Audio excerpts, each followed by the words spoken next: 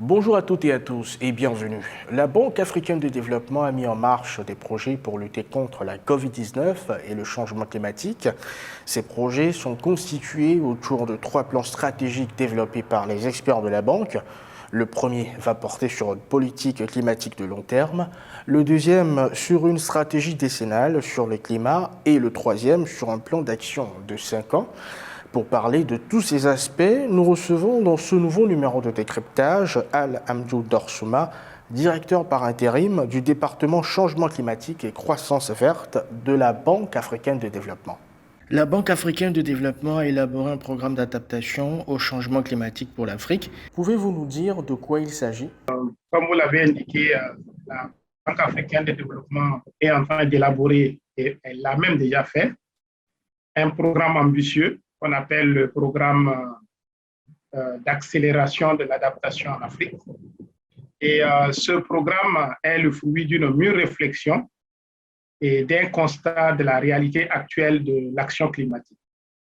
D'abord, l'on observe qu'à l'échelle mondiale, l'action climatique privilégie l'atténuation, c'est-à-dire la réduction des émissions de gaz à effet de serre, au détriment de l'adaptation, c'est-à-dire les actions pour faire face aux effets néfastes du changement climatique. Et l'Afrique, qui ne contribue qu'à 4% des émissions de gaz à effet de serre, ne reçoit qu'une minime partie de la finance climatique globale, c'est-à-dire seulement 3%. Et cela pose un sérieux problème pour le continent africain, étant donné que le continent a besoin de ressources pour pouvoir faire face à l'action climatique.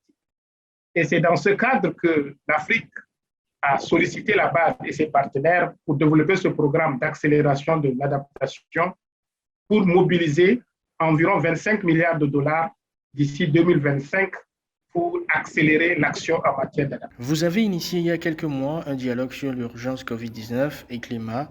Pourquoi avoir initié ce programme?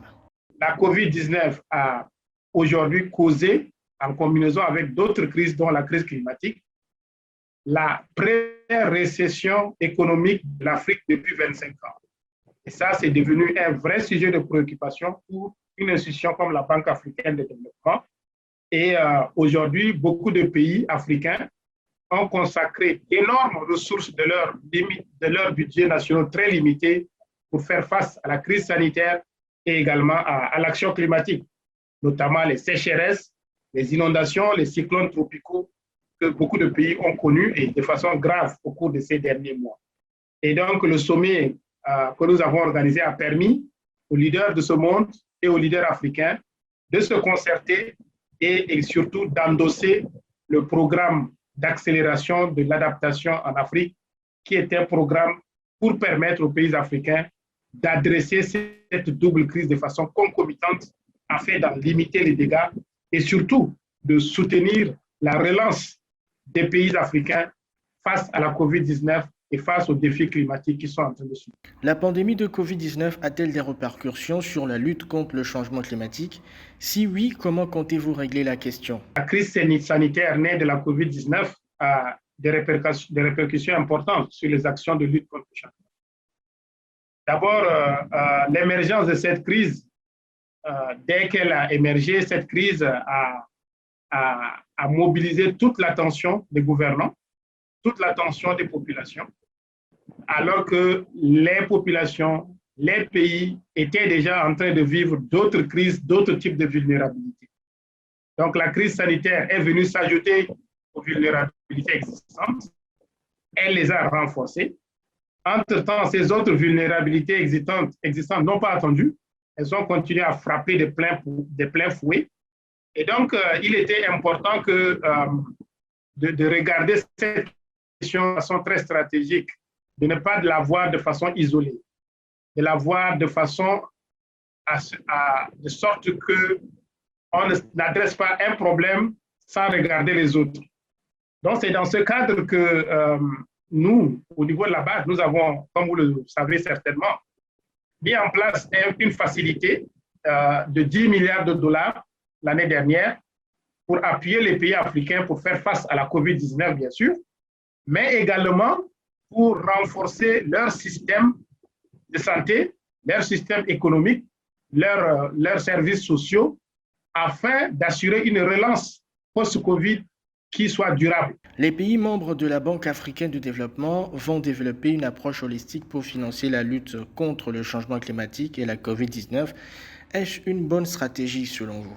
Oui, l'approche holistique, elle est appelée on l'appelle de tous nos voeux. Qui est la crise sanitaire ou pas, on en a besoin. On l'appelait cela de tous nos voeux depuis longtemps. Malheureusement, la façon avec laquelle les institutions sont organisées ne facilite pas cette approche holistique.